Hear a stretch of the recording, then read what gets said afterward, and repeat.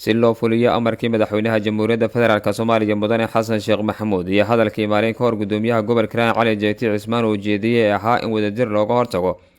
shakhsiyaadka ku kaca falalka burcadnimo ee dhibaateeya bulshada lana marsiiyo sharciga ayaa ku-xigeenka xeer ilaaliyaha guud ee maxkamadda ciidamada qalabka sida militariga soomaaliya xasan siyaad maxamed xasan tartan oo soo gaaray degmada maxaas ee gobolka hiiraan islamarkaana saldhigga degmada maxaas kula hadlay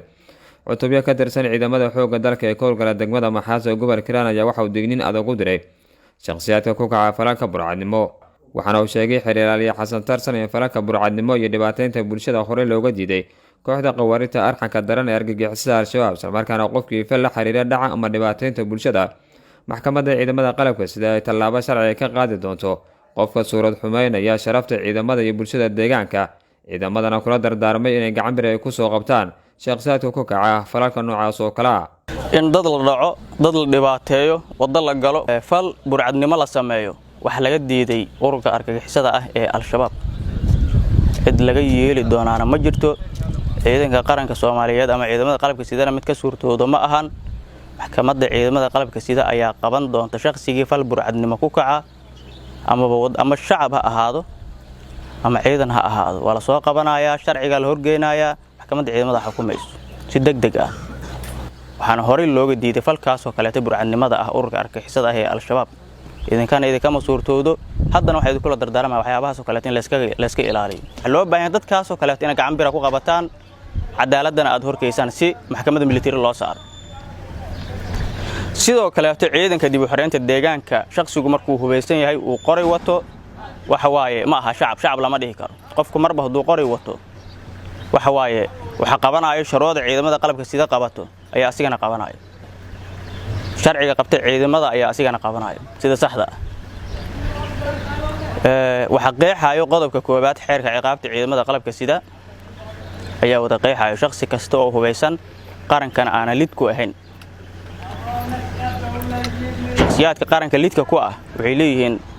qodobo gaar ah oo lagu eedeeyo ciidanka dib u xoreynta deegaanka iyo ciidanka qalabka sida ay isla howlgalayo waxa qabanayo oo ka dhaxeeyo qodob waxa qeexayo qodobka koobaad waxaan idinku la dardaarmayaa shaqadii quruxda badneed ee aad qabateen waan idinku bogaadinayaa runtii waxaad gudateen waajib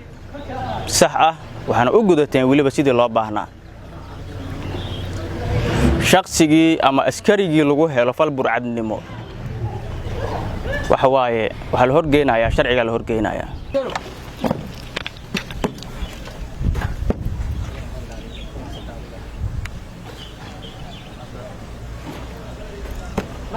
sidoo kale ku-xigeenka xeer ilaaliyaha guud ee maxkamadda ciidamada qalabka sida Soomaaliya xasan siyaad maxamed xasan tarsan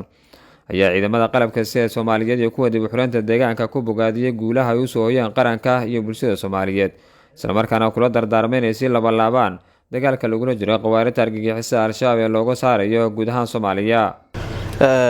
ugu horeyntii horta waxaan idinku bogaadinayaa howlgallada aad fuliseen ee aad ku jirteen muddo 6 bilood ah oo qaarkiin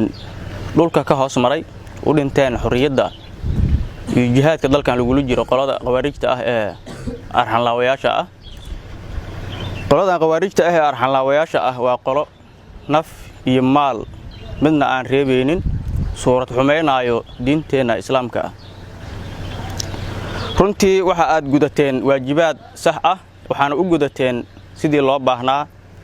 waxaad ka soo dhalaasheen shaqadii leedinku tala galay ee ahayd ilaalinta naf iyo maal iyo dalka intaba ciidanku markuu meel wada joogo dhaliila way iska imaan karaan mid maaragtaa xun uu ku jiri karaa ee suurad xumeenaya ciidankaas wanaaga badan ee goobtaas ku wada sugan ciidanku markuu waajibaad qurux badan uu qabto waxa ka soo dhaxbaxayo mid xun